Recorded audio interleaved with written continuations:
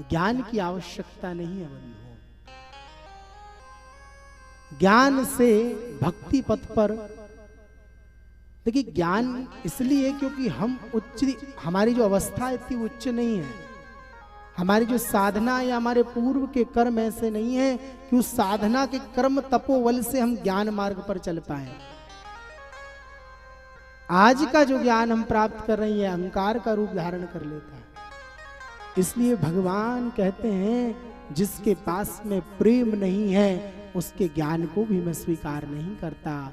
और आज उद्धव जी पर बरसाने वाली की कृपा करानी थी, सखा तो थे, भगवान के अष्ट सखा ही भक्तमाल में अवतार लेकर के आए हैं, वही अष्ट छाप सूरदास जी के रूप में भी आए। तो उद्धव जी भी भगवान का परिकर है, अष्ट भक्तों में है, उन पर कृपा अनुग्रह करना है तो कहां भेज दिया, वृंदावन किशोर जी के पास। और अब उद्धव जी के मन में पश्चाताप हुआ।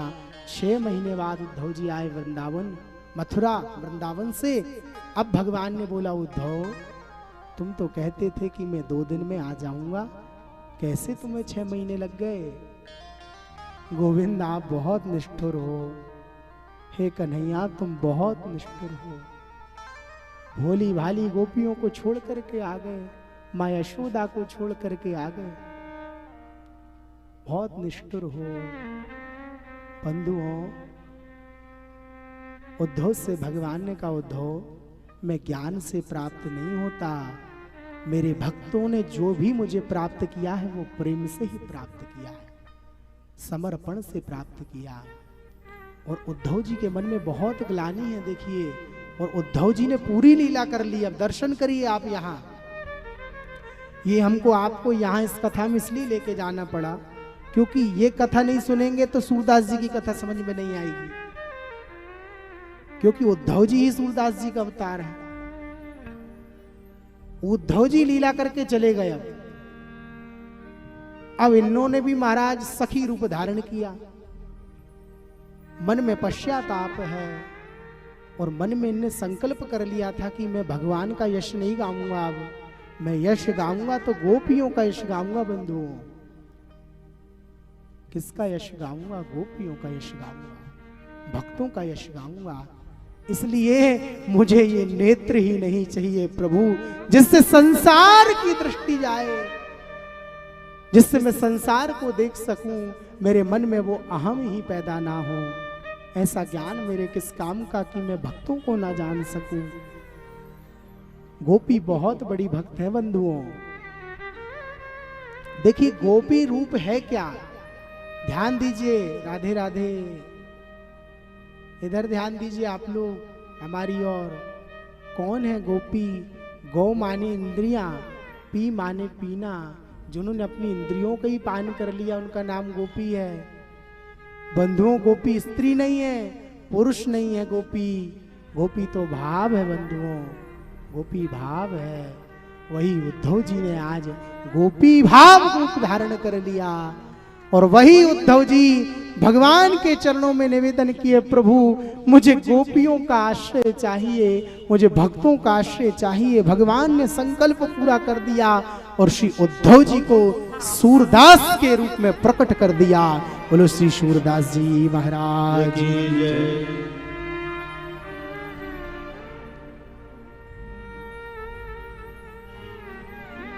विक्रमी संवत 1535 के लगभग वैशाख पंचमी को सारस्वत ब्राह्मण कुल में श्री सूरदास जी महाराज का जन्म हुआ।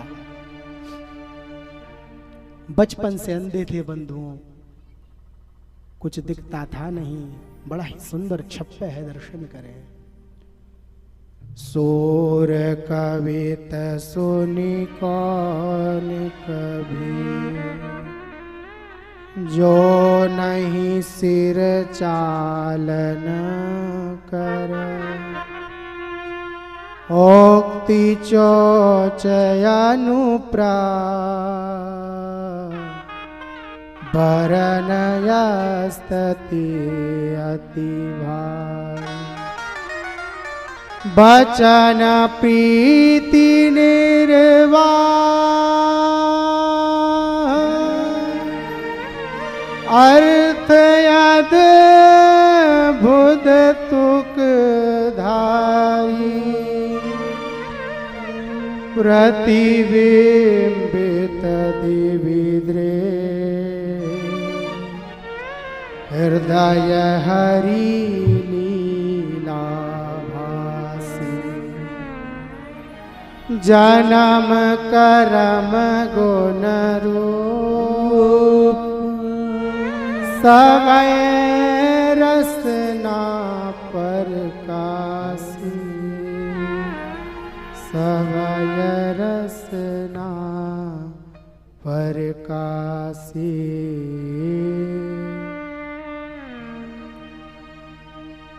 सूर कवित सुनी कौन कहीं जो ना सिर चालन करे।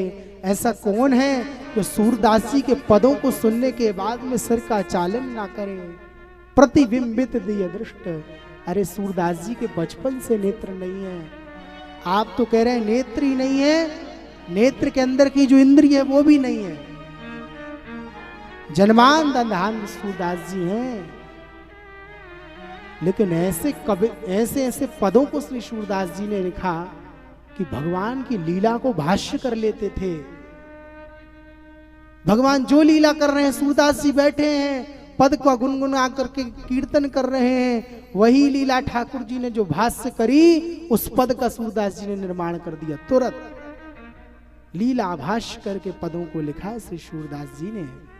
और अपने पूरे जीवन काल में बंधुओं 1.25 लाख पद श्री सूरदास जी ने लिखे हैं।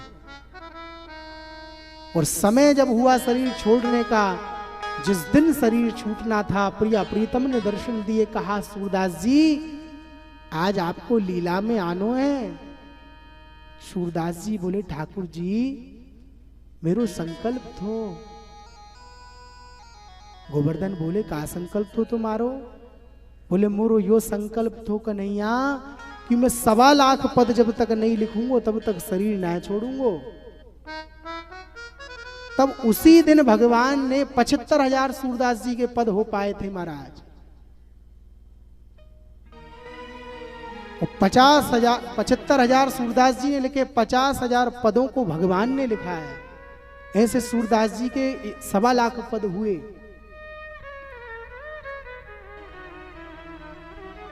तो ऐसे भगवान ने श्री सूरदास जी पर कृपा की। और इन पत्रों को अकबर ने जब पदों को देखा तो कहने लगा जो भी इन पदों को लाला करके मुझको देगा उसको 2-2 स्वर्ण सरफियां दूंगा। बंधु उस समय की बात है, सूरदास जी के पदों को अकबर ने इकट्ठा किया तो 2.5 लाख पद हो गए। अकबर कहे सूरदास जी ने 1.25 लाख पद लिखे, ये 2.5 लाख कैसे हो गए?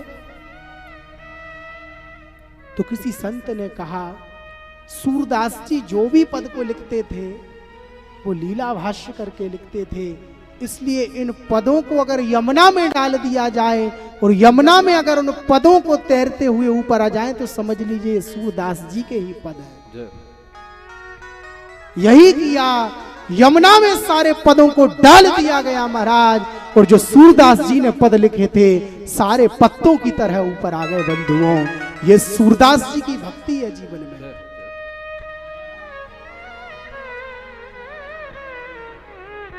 सारस्वत कुल में जन्म हुआ, ब्राह्मण परिवार था श्री सूरदास जी महाराज का।